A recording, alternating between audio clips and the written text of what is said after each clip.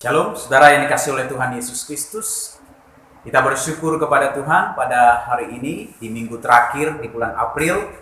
Kita boleh bersama-sama kembali merenungkan firman Tuhan dan belajar akan firman Tuhan. Saya mengajak Bapak Ibu Saudaraku, sebelum kita merenungkan firman Tuhan, mari kita terlebih dahulu berdoa. Bapa di sorga, terima kasih untuk kesempatan pada hari ini kami kembali boleh belajar akan firman Allah. Kami yakin dan percaya bahwa firman-Mu memiliki kuasa yang begitu besar, sehingga hidup kami akan ditransformasi, hidup kami akan diubahkan, dan menjadi murid Kristus yang setia dan mengasihi Engkau di dalam kehidupan kami. Kami berdoa di dalam nama Yesus, kiranya Engkau memberkati firman-Mu dan Roh Kudus berbicara kepada kami sekalian, dan di dalamnya kami boleh dikuatkan, di dalamnya kami senantiasa mengandalkan Tuhan. Terima kasih Bapa di sorga, kami bersyukur dan berdoa. Kami menyerahkan waktu, kebenaran firman Tuhan ini diberitakan. Tuhan Yesus menyertai kami dan memberkati kami. Dalam nama Yesus kami berdoa. Amin. Saudara-saudara yang dikasihi oleh Tuhan, pada hari ini kita merenungkan firman Tuhan dari 1 Korintus pasal yang ke-15. Ayat yang pertama sampai dengan ayat yang ke-11. Saya hanya akan membaca pada bagian-bagian tertentu saja, dan saudara boleh melihat di Alkitab saudara masing-masing dari pembacaan Alkitab yang ada. Saya bacakan mulai dari ayat yang ketiga, berbunyi demikian. Sebab yang sangat penting telah kusampaikan kepadamu, yaitu apa yang telah kuterima sendiri, ialah bahwa Kristus telah mati karena dosa-dosa kita, sesuai dengan kitab suci, bahwa ia telah dikuburkan dan bahwa ia telah dibangkitkan pada hari yang ketiga sesuai dengan kitab suci, bahwa ia telah menampakkan diri kepada Kefas dan kemudian kepada ke-12 muridnya. Sesudah itu ia menampakkan diri kepada lebih dari 500 saudara sekaligus. Kebanyakan dari mereka masih hidup sampai sekarang, tetapi beberapa di antaranya telah meninggal. Selanjutnya, ia menampakkan diri kepada Yakobus, kemudian kepada semua rasul. Dan yang paling akhir dari semuanya, ia menampakkan diri juga kepadaku, sama seperti kepada anak yang lahir sebelum waktunya. Nah, saudara-saudara, pada hari ini kita akan merenungkan firman Tuhan dengan judul Fakta Kebangkitan Kristus. Fakta Kebangkitan Kristus. Tentunya dalam sebuah peristiwa-peristiwa yang terjadi dalam renungan kita bersama sepanjang bulan ini, setelah kematian Kristus, ada kebangkitan Kristus yang terjadi. Dan itu menjadi renungan kita di dalam bulan April ini, saudara. Nah, kalau kita perhatikan bagaimana keadaan jemaat di Korintus pada saat mereka bersama-sama menerima surat ini, karena sesungguhnya jemaat di Korintus adalah jemaat yang dirintis, jemaat yang didirikan oleh Paulus pada misi penginjilannya yang kedua. Dan itu terjadi sekitar musim gugur pada tahun 52 Masehi. Hal ini bisa kita lihat bersama-sama di Kisah Para Rasul pasal 18 ayat 1 sampai dengan ayat yang ke-18. Nah, kalau kita melihat bagaimana di Korintus itu sendiri, Paulus tinggal sekitar 18 bulan bersama dengan jemaatnya. Dan mereka pada waktu itu asuh dalam pengajaran Paulus, dididik di dalam pengajaran Paulus, dan diberi pemahaman sebenarnya akan bagian-bagian firman Allah. Sehingga mereka sebagai orang-orang yang baru mengenal Kristus, baru percaya kepada Kristus, mereka mulai memahami sedikit demi sedikit. Dan akhirnya mereka memahami bagaimana sebenarnya perjalanan kehidupan rohani mereka ketika mereka menjadi murid Kristus. Nah, disitulah kita melihat bagaimana Paulus berusaha dengan begitu bekerja keras di dalam kehidupan jemaatnya. Di samping itu juga saudara, dia juga bekerja sebagai tukang membuat tenda ketika dia melayani di Korintus. Nah, dari satu sisi Paulus merasa bangga Paulus merasa bersyukur. Paulus memuji Tuhan.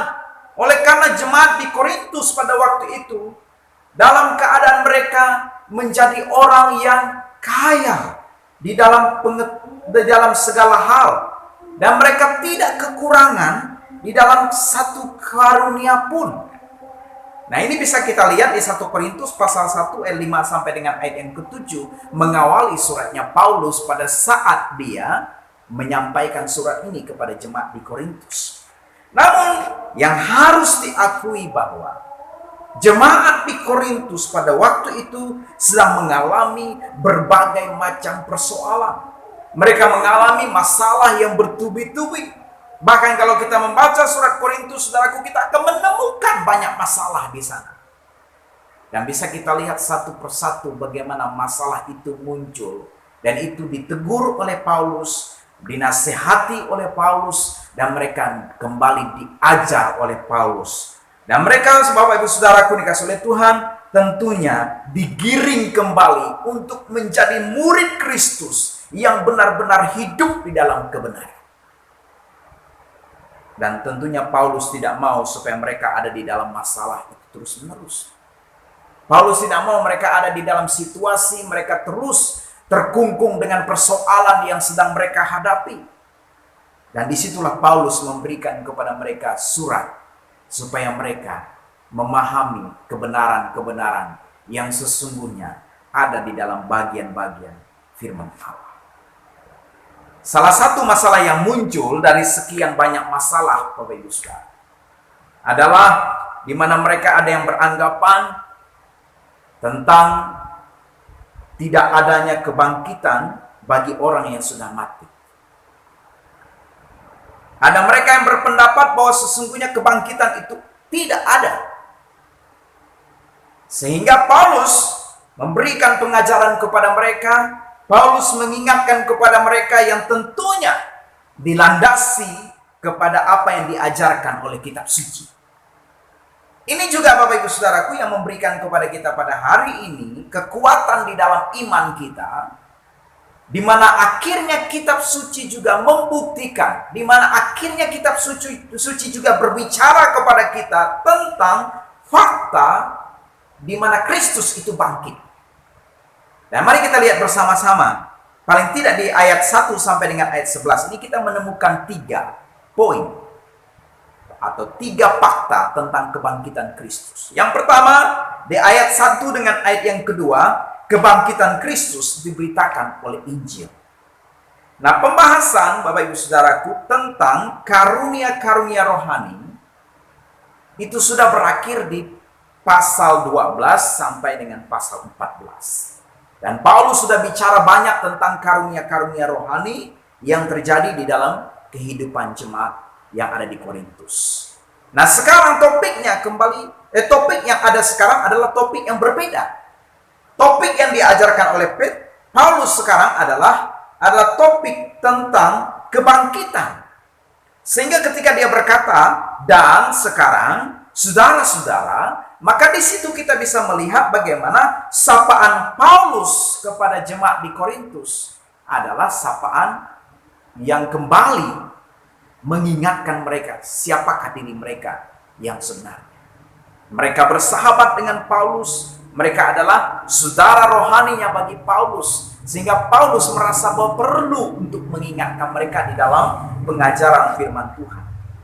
Nah, Paulus ingin memberikan pemahaman, memberikan jawaban di atas berbagai pertanyaan yang tentunya pada waktu itu Bapak Ibu Saudaraku yang ada di dalam jemaat Korintus itu sendiri, mereka tidak percaya akan adanya kebangkitan dari antara orang mati. Kalau sesungguhnya kalau kita perhatikan di ayat 12 pada pasal 15, di sana dikatakan, jadi bila mana kami beritakan bahwa Kristus dibangkitkan dari antara orang mati, bagaimana mungkin di antara kamu yang mengatakan bahwa tidak ada kebangkitan orang mati? Jadi ini yang ingin dijawab, sebuah pertanyaan yang sesungguhnya ingin dijawab. Dan itu akan memberikan kepada mereka pemahaman ketika fakta itu disampaikan. Nah, fakta itu adalah Injil yang tentunya disampaikan kembali oleh Paulus kepada mereka. Nah, sebenarnya Saudara-saudara, jemaat di Korintus ini tidak menolak akan kehidupan setelah kematian. Dan mereka sendiri sebenarnya percaya bahwa setelah seseorang itu mati, maka ada kehidupan di balik kematian. Dan itu mereka yakin. Tetapi yang menjadi masalahnya adalah mereka menganggap bahwa kehidupan sesudah kematian tetap tidak bisa terjadi ketika ada kebangkitan. Atau dengan kata lain, saudaraku, bahwa mereka tidak meyakini tentang adanya kebangkitan setelah terjadi kematian. Nah, pandangan ini tentu dipengaruhi dengan dualisme yang Yunani. Dan itu mempengaruhi pikiran mereka, mempengaruhi daripada pemahaman mereka. Karena muncul dualisme Yunani yang pada waktu itu mereka tangkap. Nah, saudara-saudara, di samping itu adanya ketidakpahaman tentang konsep kebangkitan tubuh. Nah, ini yang terjadi dalam pikiran jemaat. Ini yang terjadi di dalam kehidupan jemaat. Nah, tidak dapat dipungkiri bahwa persoalan ini adalah persoalan yang serius bagi Paulus tentunya, dan juga bagi pemberitaan firman Allah. Oleh karena seseorang akan dipengaruhi keyakinannya. Iman seseorang itu akan dipengaruhi ketika dia tidak percaya tentang adanya kebangkitan dari antara orang mati. Nah, apa hubungannya dengan Injil, saudara?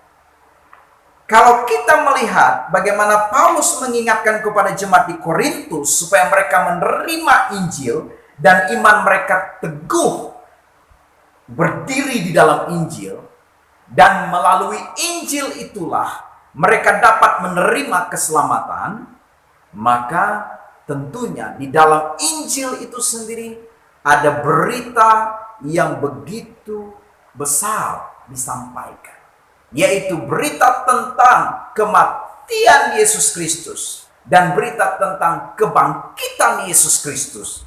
Dan itu memberi kepada kita sebuah kehidupan yang sungguh luar biasa, karena kita menerima hidup yang kekal dengan menerima keselamatan di dalam peristiwa itu.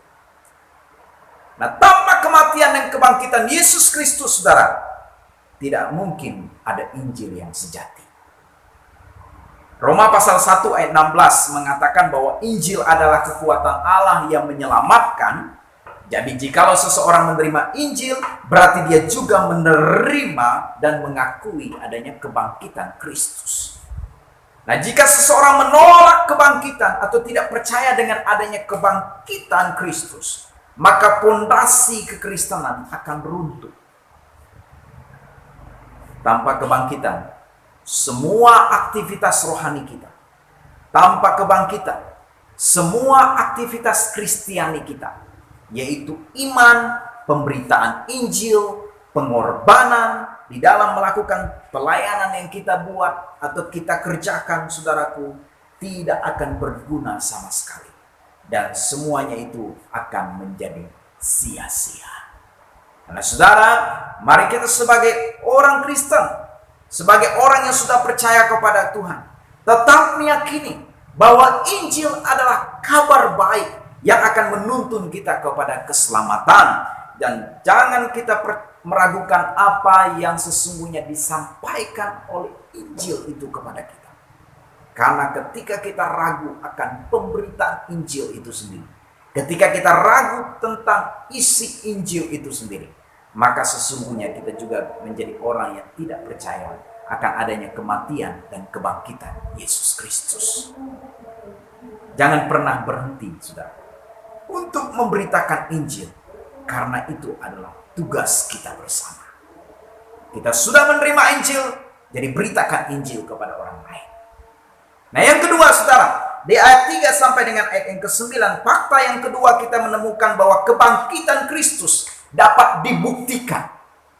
Nah, Paulus menyampaikan keyakinannya tentang isi Injil itu sendiri, di mana Kristus telah mati karena dosa kita dan bangkit pada hari yang ketiga sesuai dengan apa yang dikatakan oleh kitab suci.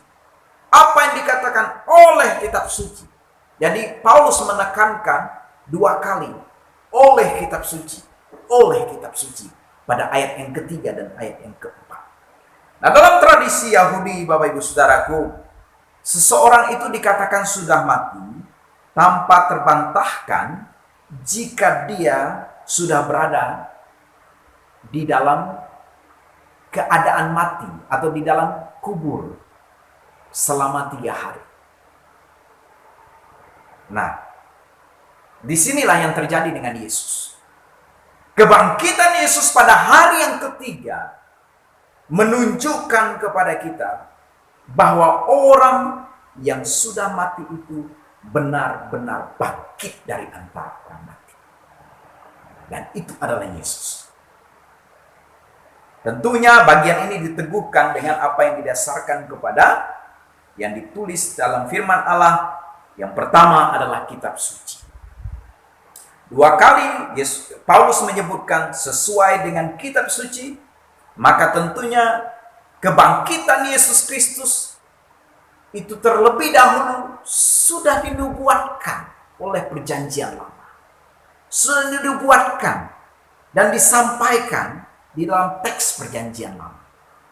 Misalnya Mazmur 16 ayat 8 sampai dengan ayat yang ke-11. Dan Mazmur pasal 110 ayat yang pertama. Selain itu Bapak Ibu Saudaraku, kitab-kitab Injil juga di dalam perjanjian baru menuliskan peristiwa kebangkitan Yesus Kristus secara kronologis. Dan itu betul-betul menunjukkan kepada kita bahwa fakta kitab suci bicara tentang kebangkitan Kristus. Yang kedua Bapak Ibu Saudaraku, peneguhan ini tentang kebangkitan Kristus itu memang betul-betul disaksikan oleh para saksi mata. Dan hal ini membuktikan kepada kita bagaimana di ayat-ayat yang sudah kita baca tadi, mereka melihat dengan jelas penampakan Yesus Kristus kepada diri mereka setelah Yesus Kristus mati dan bangkit dari antara orang mati kepada mereka. Dan ini memberikan informasi juga kepada kita di dalam Injil Matius, Markus, Lukas, dan Yohanes tentang peristiwa kebangkitan Kristus yang disaksikan oleh murid-muridnya. Nah, pada ayat yang ke-9, Paulus juga menyaksikan tentang kebangkitan itu sendiri. Nah, Paulus memberi kesaksiannya juga. Paulus menyampaikan juga bahwa Kristus menampakkan diri kepada dia. Dan itu merupakan kasih karunia yang begitu luar biasa. Sehingga Bapak Ibu Saudara, Paulus merasakan bahwa dia yang hina, dia yang pada waktu itu tidak layak, tapi justru menerima anugerah dengan melihat Yesus yang menyatakan diri kepada dia pada saat menuju jalan ke Damsyik. Dengan memperhatikan bukti-bukti ini, saudara, maka tentu kita diyakinkan kembali bahwa sesungguhnya firman Allah yang telah menyampaikan kepada kita bahwa Kristus yang sudah bangkit dari antara orang mati adalah Kristus yang tentunya tetap kita yakini, tetap kita percaya, yang selalu menyertai kita, yang selalu menolong kehidupan kita, yang selalu menuntun perjalanan kehidupan kita. Dalam firman Allah tentunya ada cerita tentang Thomas yang ragu-ragu akan kebangkitan itu.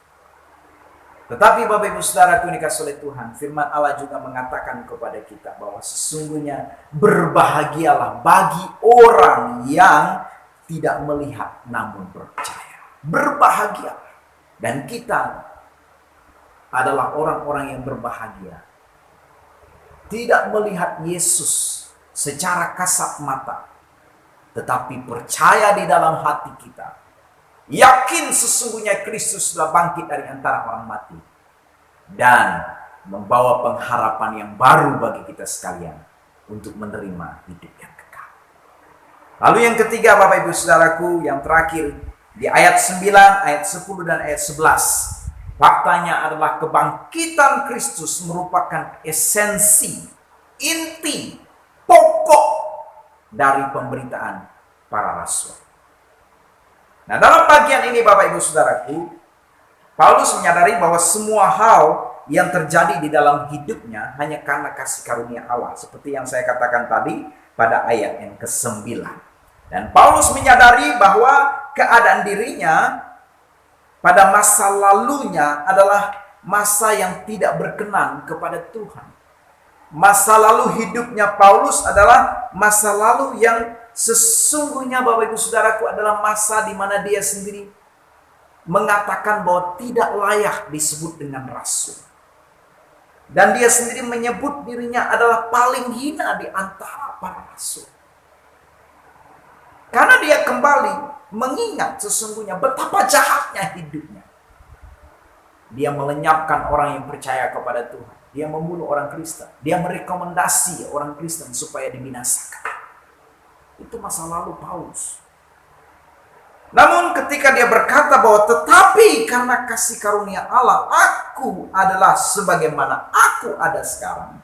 Maka sesungguhnya Paulus bukan memperhatikan apa yang terjadi pada masa lalunya lagi. Bukan hanyut pada masa lalunya lagi. Dia tidak lagi berada pada masa lalunya, tetapi dia berada pada masa sekarang. Nah, tentunya dia merasakan kasih karunia yang begitu besar dianugerahkan Allah kepada dia. Nah, ini menjadi sebuah ungkapan rasa syukurnya yang begitu dalam. Nah, di ayat 11, saudaraku yang dikasihi oleh Tuhan, dia meyakini bahwa sesungguhnya Paulus kembali mengingatkan kepada jemaat di Korintus. Dia mulai menyimpulkan apa yang sudah diajarkan di ayat 1 sampai dengan ayat yang ke-10 dan ayat 11. Maka kembali dia menegaskan bahwa apa yang sesungguhnya menjadi pemberitaan para rasul. Yang terpenting itu adalah kebangkitan Yesus Kristus. Dan itu merupakan esensi dasar yang harus menjadi pemahaman di dalam diri jemaat dan menguatkan kehidupan jemaat Tuhan. Nah, saudaraku dikasihi oleh Tuhan, iman jemaat di Korintus harus ada pada esensi ini.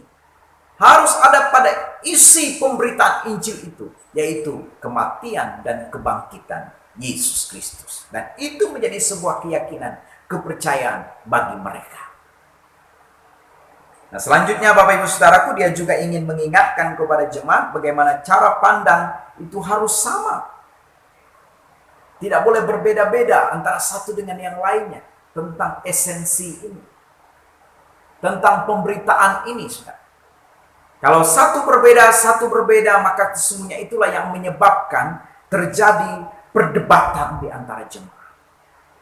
Maka sesungguhnya Paulus ingin supaya mereka mau di dalam kehidupan berjemaat, mereka kembali diajar bahwa sesungguhnya ketika mereka percaya kepada kebangkitan Kristus, maka satu pemahaman inilah yang membuat mereka juga bersama dengan murid yang lain, bersama dengan Paulus, satu keyakinan yang sama, percaya bahwa Kristus sudah bangkit dari antara orang mati. Nah, saudara-saudaraku dikasihi oleh Tuhan, tentu kita juga memiliki kehidupan masa lalu yang berbeda-beda. Ada masa lalu yang menyenangkan mungkin. Bahkan mungkin saja ada masa lalu yang sangat tidak menyenangkan kehidupan kita. Masa lalu yang penuh dengan kesuraman. Masa lalu yang penuh dengan berbagai hal yang membuat kita merasa sedih. Tetapi Bapak Ibu Saudaraku, percayalah bahwa Tuhan mau bukan kita ada pada masa lalu. Tapi Tuhan mau kita ada pada masa sekarang. Bukan terhanyut oleh masa lalu. Masa lalu biarlah menjadi masa lalu. Keyakinan kita akan kematian dan kebangkitan Kristus sudah mengubah kehidupan kita sekarang menjadi manusia baru. Sudah mengubah kehidupan kita yang tadinya seburuk apapun yang kita alami di masa lalu, kita telah dikuburkan bersama dengan Kristus. Dan kita bersama-sama menikmati kebangkitan Kristus dengan hidup yang baru. Kita beruntung saudaraku dan berbahagia karena kita boleh menerima anugerah yang besar dari Allah, yaitu kita sendiri dilayakkan untuk menerima keselamatan yang kekal. Dan itu bukan hasil usaha kita. Itu bukan hasil perjuangan kita, saudara. Itu bukan karena hasil daripada perbuatan baik yang kita lakukan. Tetapi saudaraku ini kasih oleh Tuhan, kita menerima itu hanya karena kasih karunia Allah. Hanya karena pemberian Allah kepada kita. Dan itu adalah hadiah yang terbesar. Hadiah yang istimewa. Hadiah yang begitu indah bagi kita. Tapi saudara, kalau kita melihat di sekitar kita, ada banyak orang yang belum menerima hadiah itu, belum menerima keselamatan itu. Untuk itu Bapak Ibu Saudara yang dikasihi oleh Tuhan, kita yang ada sekarang, mari kita mengambil bagian di dalam kehidupan kita untuk memberitakan kematian dan kebangkitan Kristus yang membawa pengharapan yang baru bagi setiap umat manusia, dan mereka boleh diselamatkan di dalam kehidupan mereka. Tanpa kematian dan kebangkitan Kristus, hidup kita ini akan menjadi sia-sia. Tanpa kematian dan kebangkitan Kristus, hidup kita ini akan menjadi sia-sia. Tuhan Yesus memberkati sidang jemaat sekalian dan memimpin kehidupan kita dan menyertai kita sekalian. Amin.